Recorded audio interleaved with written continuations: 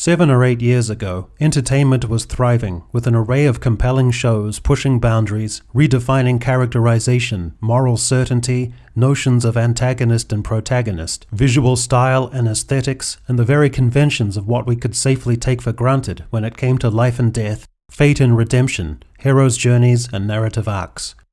How swift and stark the decline has been from then to now. From being served up the occasional episodic shit sandwich, to recent times, a table smeared, drenched, heaped and sopping with a shit buffet, to 2022, a banquet hall slathered wall to wall and laden with slopped piles of a shit smorgasbord.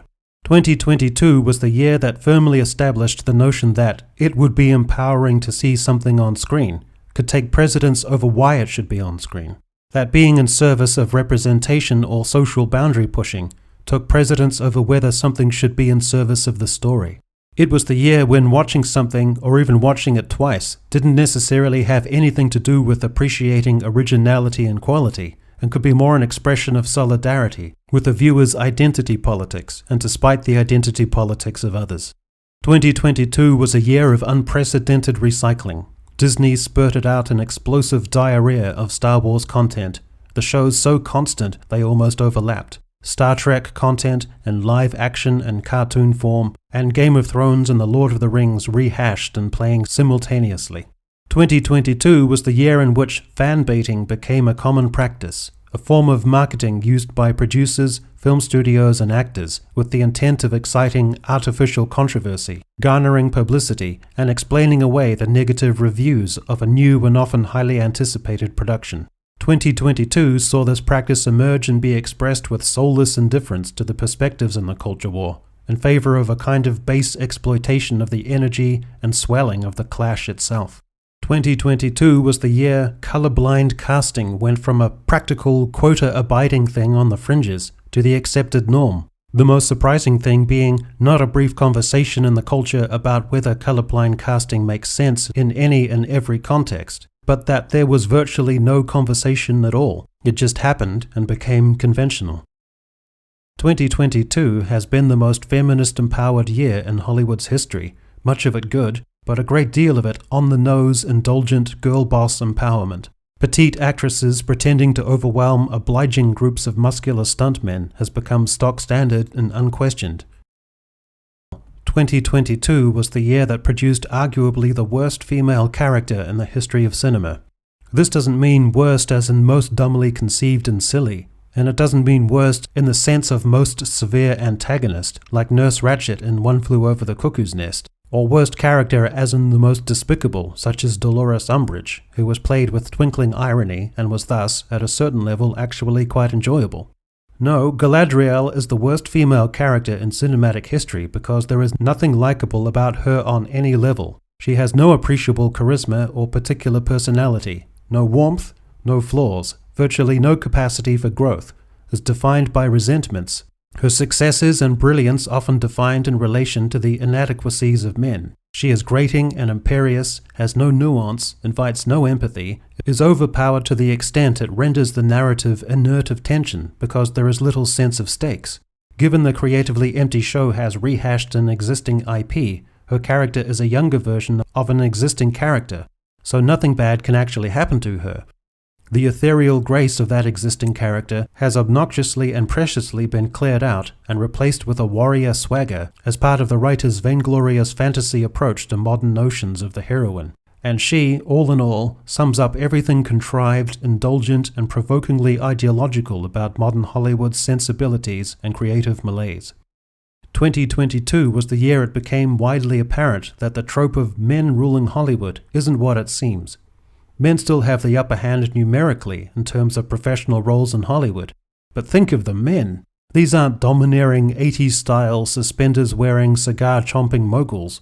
These are fey, flaky, tedious, beta-male-ish, scarf-wearing, skinny jeans-clad urbanistas and dweebs who are aligned with and advocating for the ideological messaging and as sympathetic to representation as their sensitive millennial writers.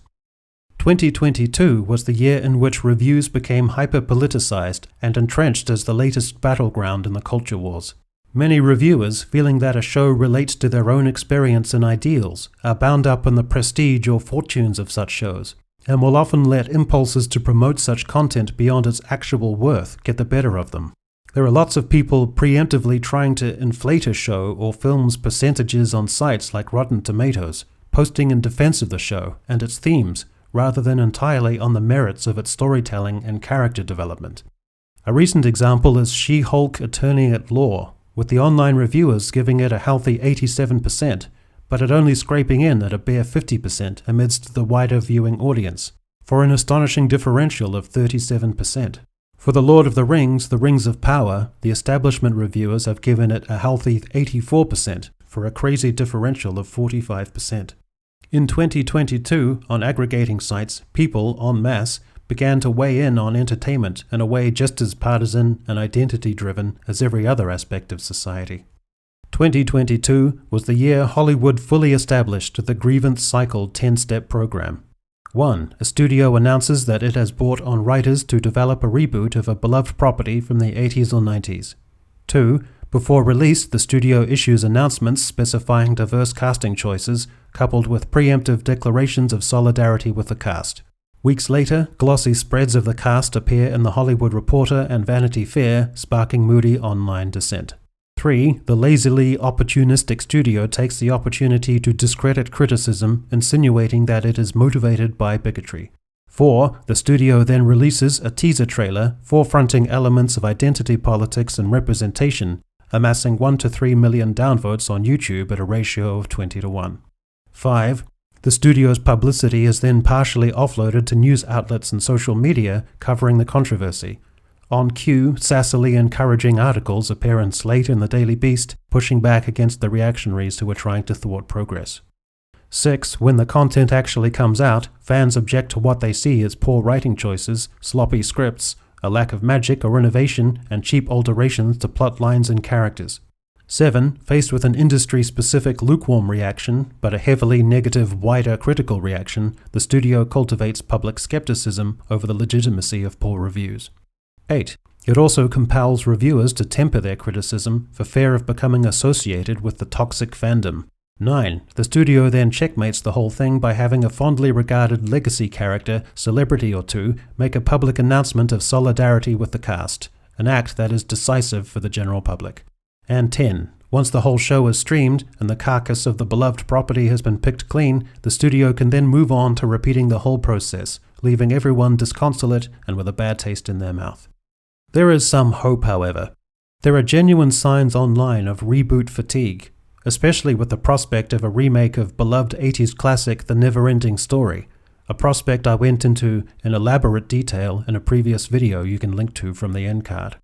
Hollywood has always been beset with problems over representation, misogyny, bigotry, and inequity. But 2022 was the worst year in terms of potential resources and capacity in relation to issued product. It has been a year in which many of the opportunities opened up by slow and grudging gains in equity have been squandered by indulgent identity politics and a lack of inspiring creativity.